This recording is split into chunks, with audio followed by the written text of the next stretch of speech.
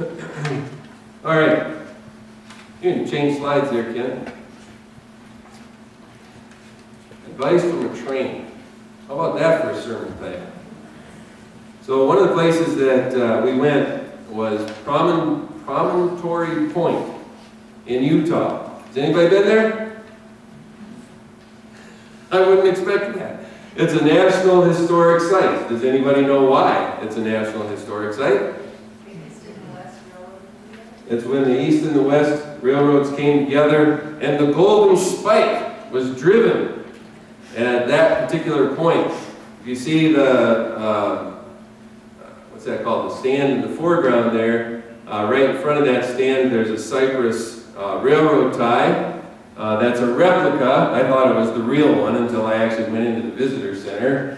It's a cypress railroad tie that right at that particular point, you know, the Union Pacific and one of the other Pacific railroads came together and created a transcontinental railroad from Omaha to Sacramento. One of the interesting things about that is that where it took 6 months to deliver goods from California somewhere else or to go the other way, reduced it to 6 days. Isn't that amazing? So all of a sudden, the fruit and vegetables and things that were grown in California could be shipped across some really bleak country in 6 days, get to Chicago, get to St. Louis, get to Kansas City, get to Omaha, and it really transformed our nation pretty significantly. The other thing that's interesting about that is that you notice on the left there's some telegraph poles, and you know, the telegraph was in operation at that time, and when they hammered the golden spike in, actually there were 3 different spikes. I think there was a golden spike, a silver spike, and a copper spike to represent all the, anybody know that? To represent the different minerals that were going on along that route. And I think the California ones had the California-based railroad had the silver spike, and the Omaha-based railroad had the golden spike, and then the other one, the copper spike, was somewhere in the middle. I didn't get the detail on that. But the telegraph was in operation, and they actually record or sent the message of the clanging of the spike, you know, when they were driving it in on the telegraph. So within minutes, the president knew that the Transcontinental Railroad had been finished. So I was looking at a map. We were planning out our trip, and I'm not a train buff particularly, but I played a video game called Railroad Tycoon.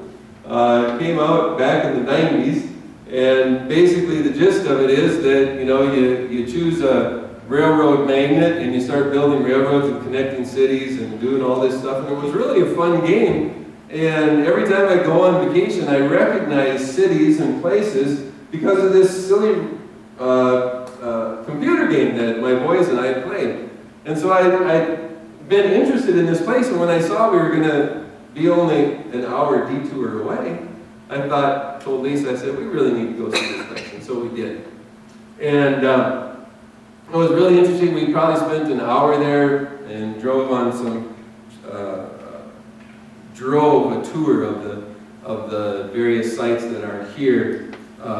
Spent probably 2 hours there, so it was more than a 1 hour detour, and learned a lot.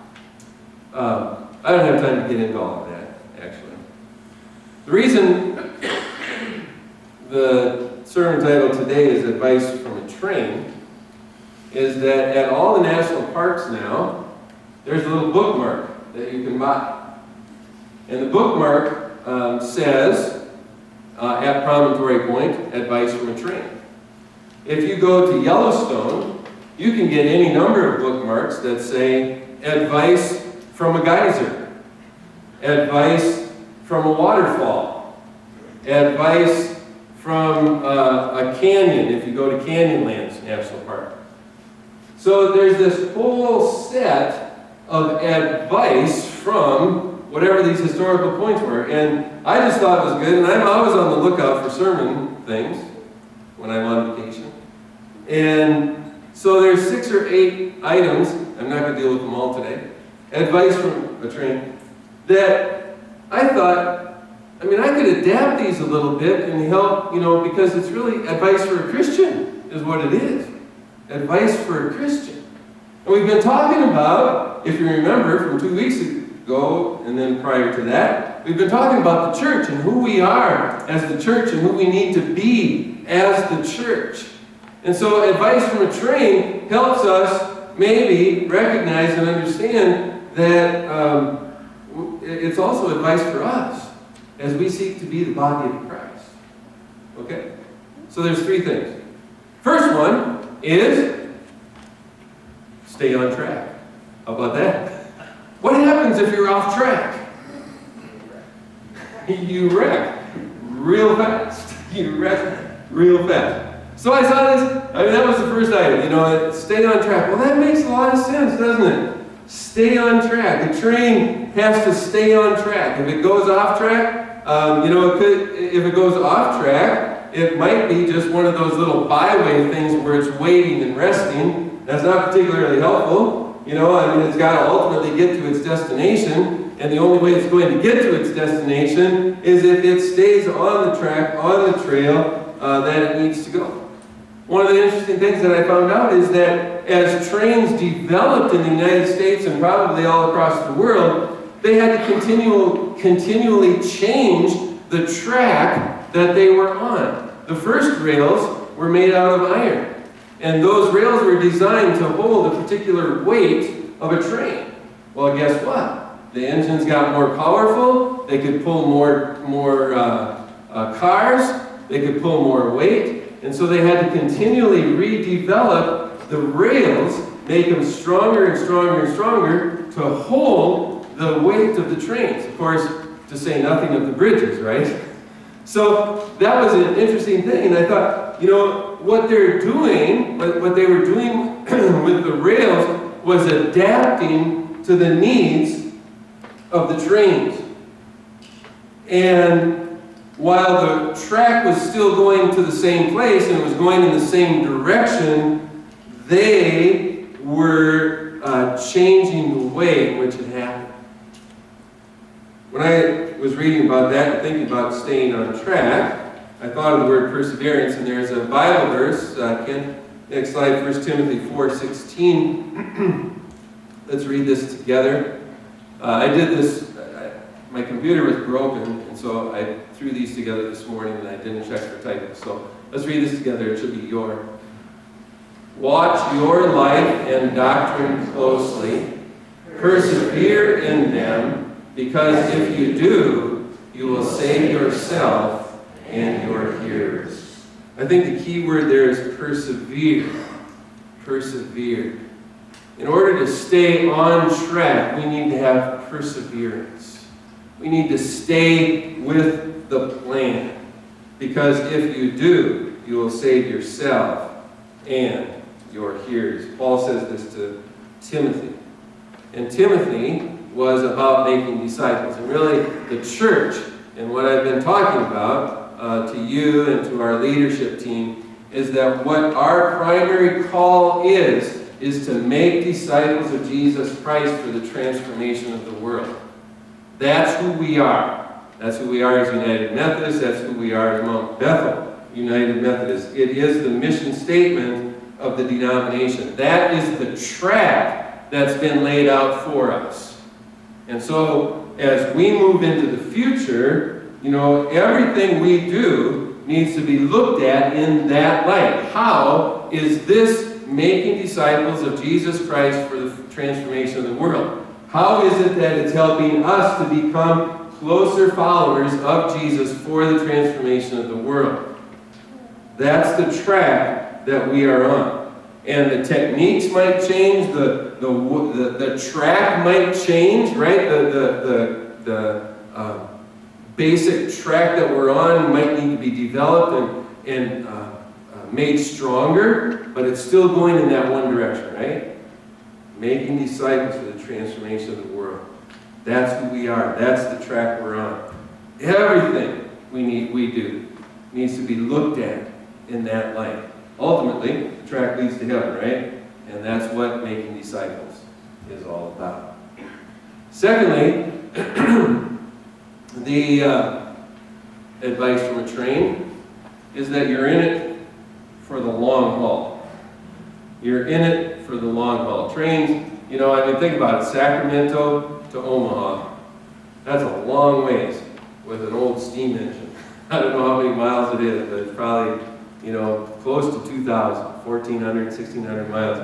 And that's a long haul. One of the things that I thought was interesting is that the government had set a limit of a 2% grade for the railroad tracks. And again, if you've been out west and know the mountains and know how difficult that would be to keep a 2% grade. I remember driving through Colorado, we hit 8% grades in the mountains. So if you're faced with a 8% grade and you have a 2% limit, what do you have to do? What? You have to shift. Well, I'm not sure they could shift. They had to build bridges or tunnels or switchbacks, right?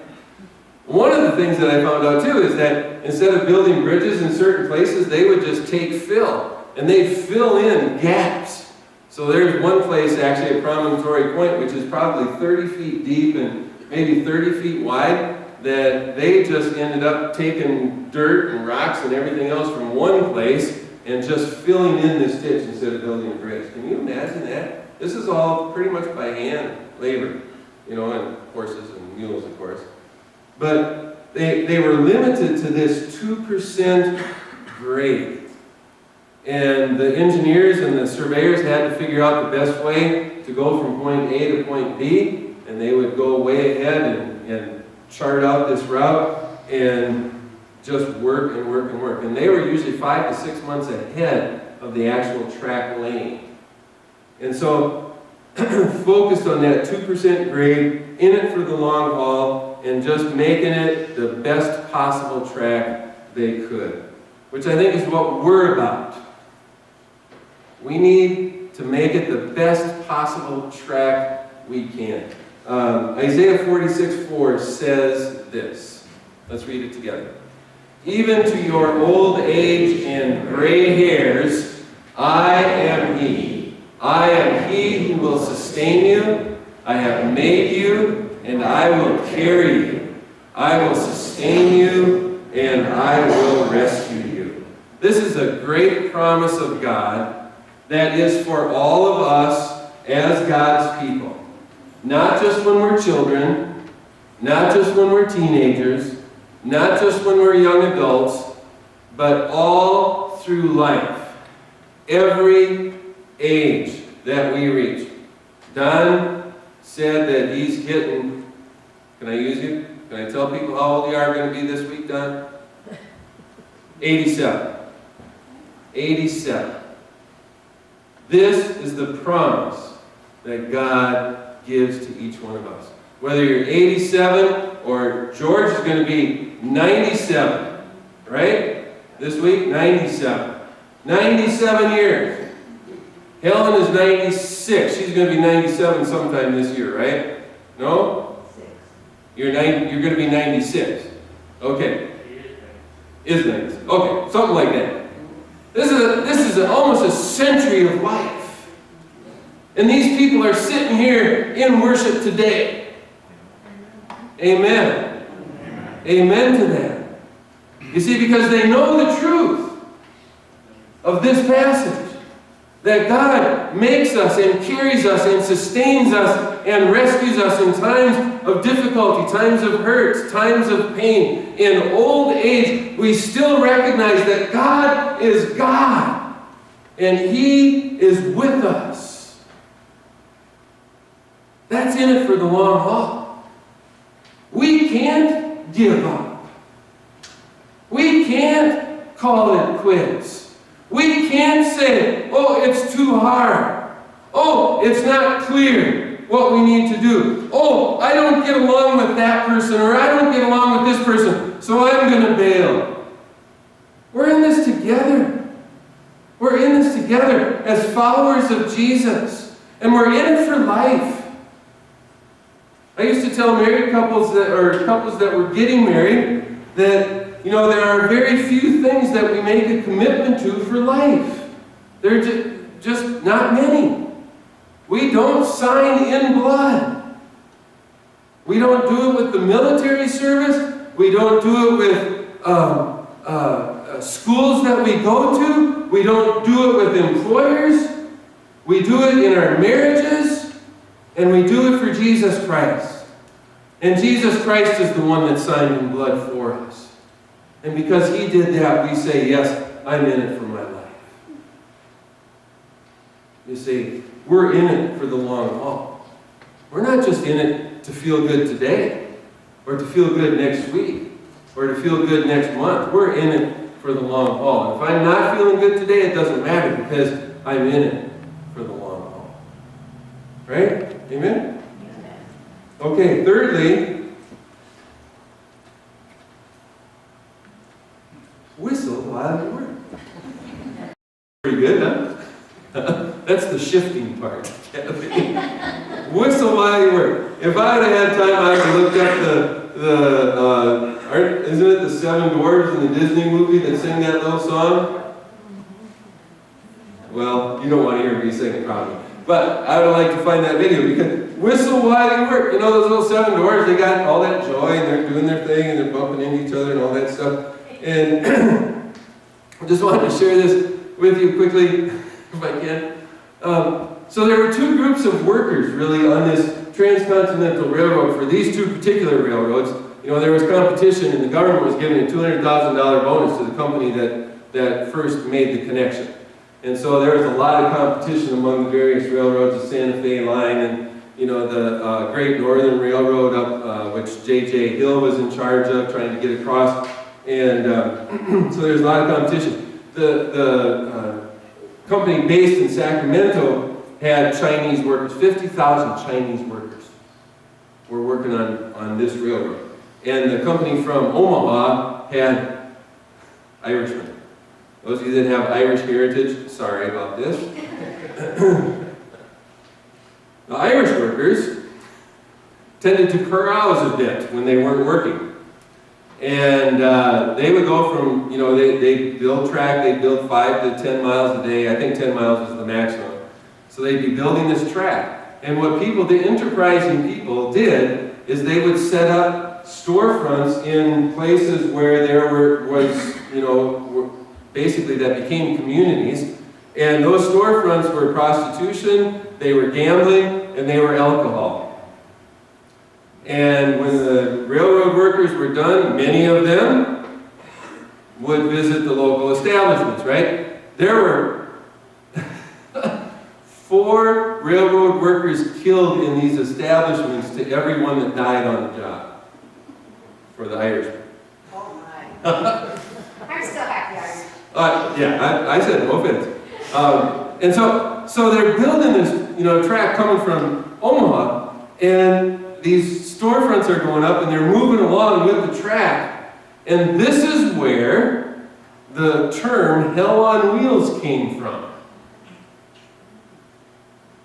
As the train moved to the west, the towns moved with them, and those towns were not centers of moral uplift.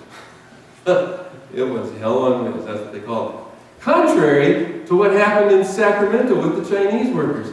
The Chinese workers worked hard. They always cleaned up for dinner at night. They always took a bath. Every single night they took a bath, or however they could, and got dressed up for dinner. They had tea breaks during the work, which of course was boiled water, so they stayed healthier that way. And the number of Chinese workers that died compared to the number of other workers was significantly smaller.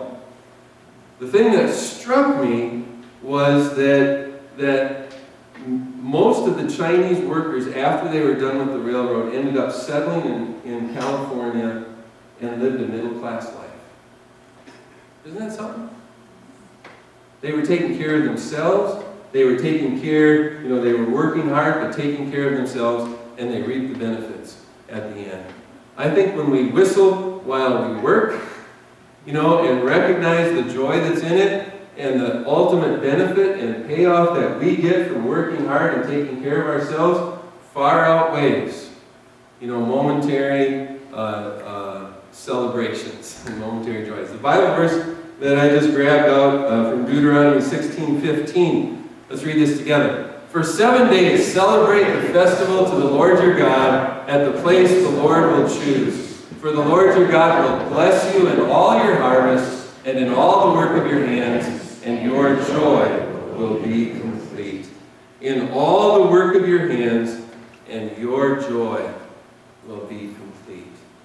And I think when we take joy in our work, when we take joy in our daily lives, when we take joy in knowing that our lives are in the hands of the Lord, when we take joy in knowing that we have purpose and that we're staying on track together as a church body and individually as Christians, we will live a life that is blessed. We will live a life that is blessed.